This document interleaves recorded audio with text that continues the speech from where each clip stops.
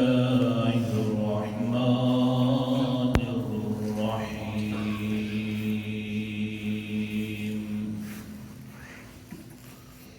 له ما في السماوات وما في الأرض الآية لہو صرف اسی کی ملکیت ہے تمام چیزیں فی السماوات جو آسمانوں کے اندر موجود ہیں وما اور تمام چیزیں فی الارض جو زمین میں موجود ہیں.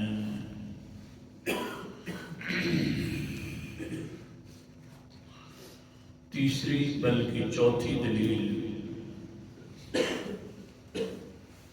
کئی دروس اس پر ہو چکے ہیں کہ آسمان و زمین کی ملکیت اور اس کا بادشاہ اور مالک ہے تو صرف اللہ تعالیٰ. انسان کو اللہ تعالیٰ اس کو عقل کے ذریعے سمجھا رہے ہیں اے انسان تھوڑا سا تو عقل کے ساتھ سوچ. جو مالک ہوتا ہے اسی سے مانگا جاتا ہے، لہذا جب میں مالک ہوں آسمان و زمین کا، عقل سے فیصلہ کر تو پھر مانگ بھی مجھ سے، پکار پھر مجھے پکارا کر، غیبانہ پکارنا ہے تو. اوپر والے اور زیادہ مقاموں والے کتنے ہی ہوں، میرے مقام تک تو کوئی نہیں پہنچ سکتا،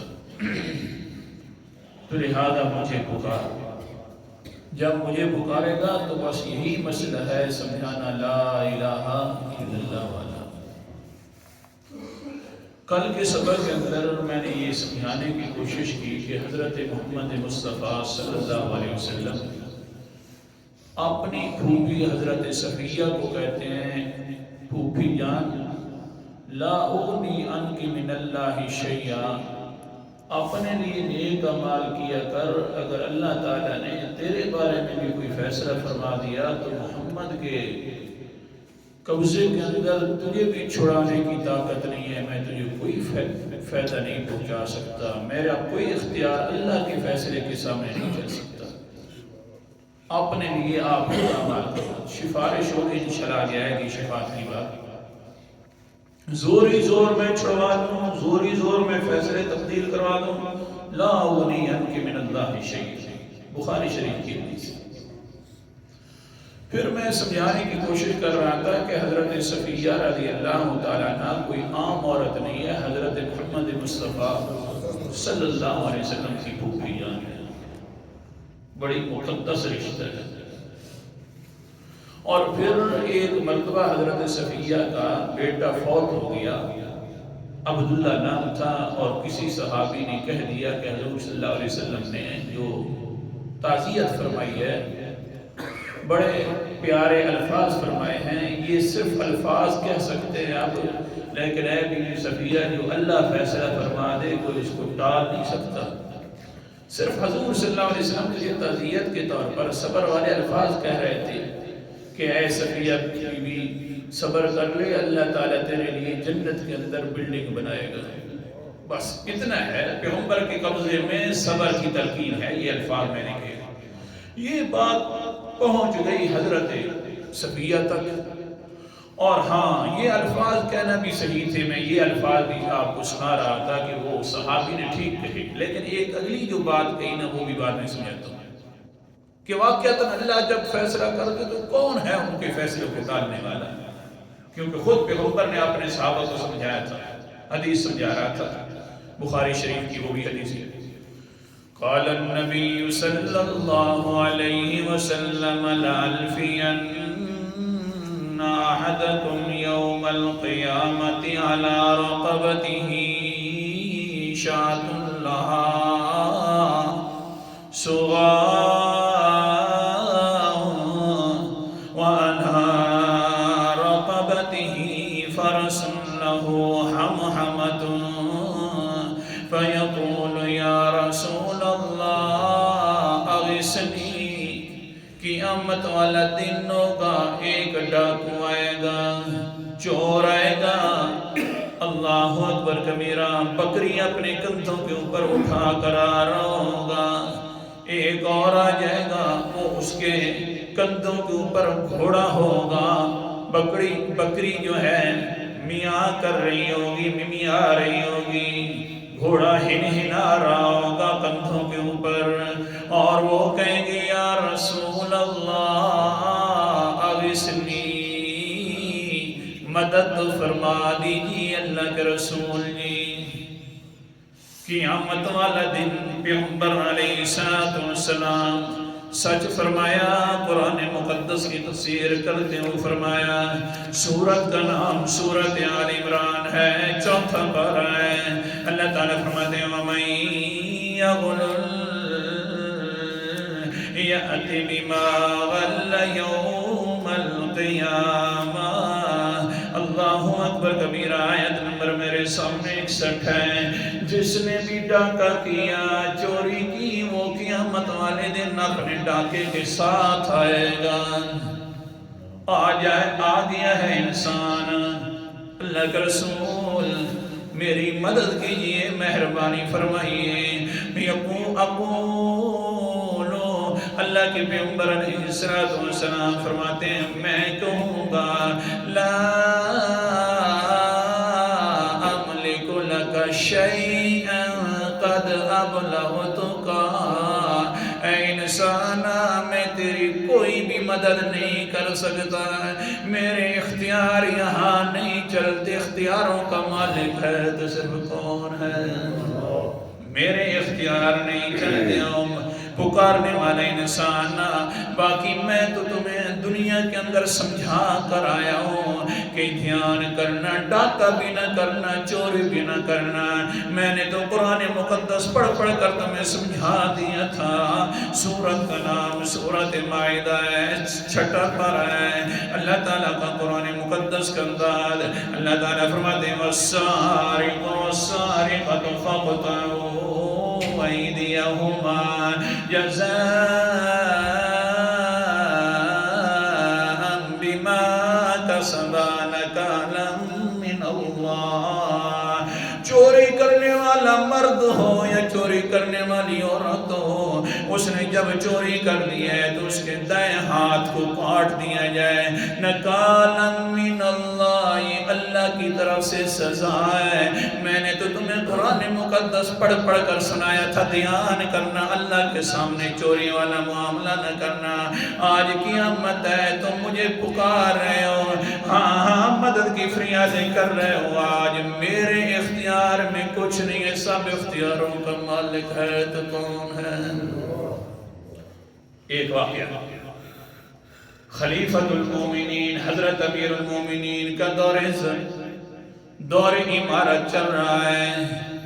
ایک انسان کو پتہ چلا، اس نے کسی صحابی سے قرآن مقدس سن لیا، بڑا سیانہ بڑا عقلمند تھا، آ گیا مسجد نبی کے اندر بیٹھ گیا، ایک انسان سے پوچھتا ہے جی میں نے اللہ کے رسول سے ملاقات کرنی ہے، میری ملاقات کروا دیں گے؟ حضرت صحابی رسول بیٹھے ہیں، اللہ کے رسول کو اللہ کے پاس پہنچ گئے، رونے لگ گیا، پریشان ہو، اچھا میں دور دراز سفر کر کے آیا ہوں، یہ قرآن مقدس والا پیغام میں نے سنا ہے، دل کے اندر میرے ایمان آ گیا ہے۔ اوہو، اب پیغمبر علیہ السلام کے ساتھ ملاقات والا شرف حاصل نہیں ہوگا، پریشان ہو کر بیٹھا ہے۔ صحابی کہتا ہے 1 منٹ صبر کر لیں، میں تھوڑا سا قرآن مقدس کی تلاوت کرتا ہوں، میں امیر المومنین خلیفۃ المومنین حضرت عمر سے تیری ملاقات کروا دیتا ہوں۔ اللہ اکبر کبیرہ، وہ بیٹھ گیا، صحابی رسول جو ہے یہی آیات پڑھ رہا ہے، وَالسَّارِقُ وَالسَّارِقَةُ فَاقْطَعُوا أَيْدِيَهُمَا جَزَاءً بِمَا كَسَبَا نَكَالًا مِّنَ اللَّهِ وَاللَّهُ عَزِيزٌ حَكِيمٌ کی جگہ کہنے لگے وَاللَّهُ غَفُورٌ رَحِيمٌ، یہ اللہ کی طرف سے چوری کرنے والے مرد اور چوری کرنے والی عورت کے دائیں ہاتھ کاٹ دیا کرو، یہ اور اللہ غفور الرحیم ہے۔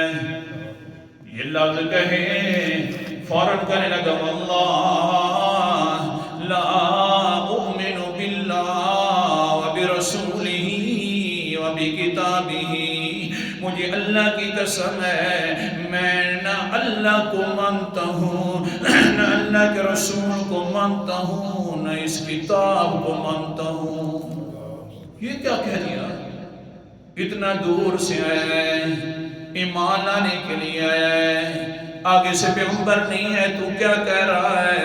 وہ کہتے ہیں بات سنو نا، اگر یہی قرآن تمہارا ہے تو تمہارا قرآن بھی نعوذ باللہ من ذالک جھوٹا ہے، تمہارے نبی بھی جھوٹے ہیں، اگر یہی اللہ نے اتارا تو اللہ بھی جھوٹا ہے، میں نہیں مانتا۔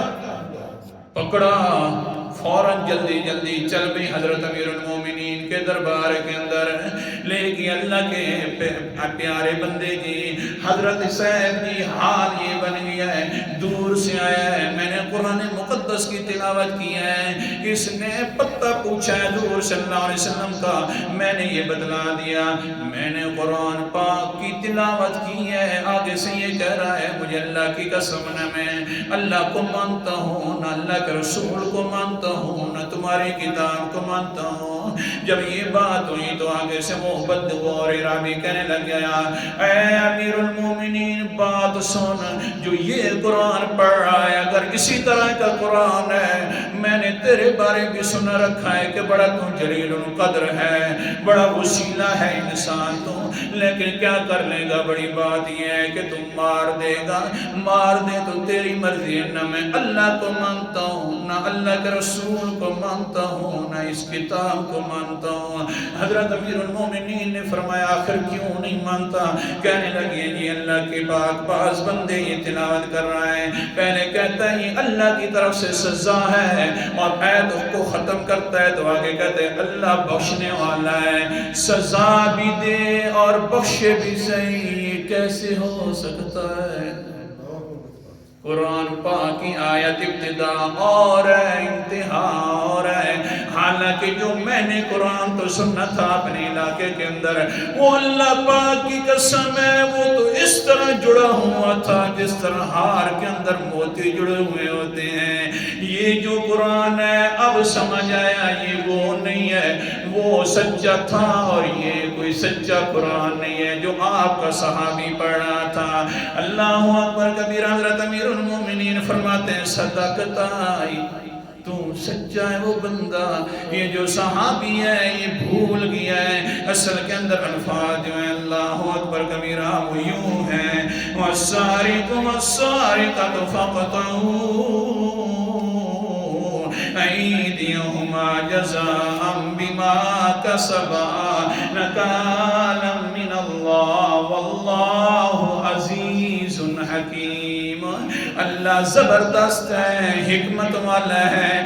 اس جگہ کے اوپر حضرت نے پڑھ دیا اللہ غفور الرحیم، نانا یہ لفظ غلط پڑھے ہیں، بھول گیا، اصل میں لفظ ہیں او لوگوں جب اللہ کی طرف سے سزا ہے تو اللہ بہت بلند زبردست ہے، حکمت والا ہے، ایک کو سزا دو گے تو پورا علاقہ ٹھیک ہو جائے گا۔ جب یہ الفاظ سنے تو فوراً کہنے لگے آمنا باللہ وبرسولہ وبکتابہ۔ او امیر المومنین اگر یہ لفظ ہے یہ بھولا ہوا ہے تو سن لے میں اللہ پر بھی ایمان لے آیا ہوں اور اللہ کے رسول پر بھی ایمان لایا ہوں اور کتاب اللہ پر بھی ایمان لے آیا ہوں۔ سبحان اللہ، ایک ایک لفظ عجیب ہے قرآن مقدس کا۔ اپنے سبق کی طرف جائیں۔ ہاں ہاں اللہ کے پیغمبر نے فرمایا او انسان اب مدد مانگنے والے، لا املک لک شیئا، میرے پاس کچھ اختیار نہیں ہے، میں نے دنیا کے اندر سمجھا دیا تھا۔ ایک اور انسان آ جائے گا، قال النبی صلی اللہ علیہ وسلم وعلی رقبتہ بعیر لہ رعاء فیقول یا رسول اللہ اغثنی۔ ایک اور انسان آئے گا اپنے کندھوں کے اوپر اونٹ رکھ کے آ جائے گا۔ اللہ کر سکتا ہے، پیغمبر کی زبان بھی سچی، اللہ کا قرآن بھی سچا ہو سکتا ہے، اللہ یہ فرمائے اللہ جس طرح چاہے کر سکتا ہے۔ ہمارا نظریہ آ گیا اونٹ لے کر، اونٹ کی آوازیں ہیں، وہ بھی کہہ رہے فیقول یا رسول اللہ اسنی، مہربانی فرمائیے میری مدد کر دیجئے، بڑی مشکل حالات کے اندر ہوں، ڈاکہ کیا ہے، چوری کی ہے، اونٹ کیا اور میرے یہ حال ہے۔ قال النبی صلی اللہ علیہ وسلم لا املک لک شیئا، نا میں کچھ مالک نہیں ہوں، میرے پاس کوئی اختیار نہیں ہے، مہربانی فرما، میں نے دنیا کے اندر سمجھا دیا تھا ڈاکہ بھی نہیں کرنا، چوری بھی نہیں کرنی، اللہ کے سامنے باغی بن کر نہیں آنا، اور انسان آ جائے گا وَعَلَىٰ رَقَبَتِهِ سَامِتٌ، سونا اور چاندی کے بہت سارے ڈھیر لے کر کندھوں کے اوپر آ جائے گا، کہے گا یقول یا رسول اللہ اوسنی، مدد فرما دیئے، فاقول لا املک لکا قد ابلغتکا، او انسانا میں نے دنیا میں سمجھا دیا ہے، میرے پاس کوئی اختیار نہیں ہے، اور انسان آ جائے گا اللہ اکبر کبیرہ علی رقبتہ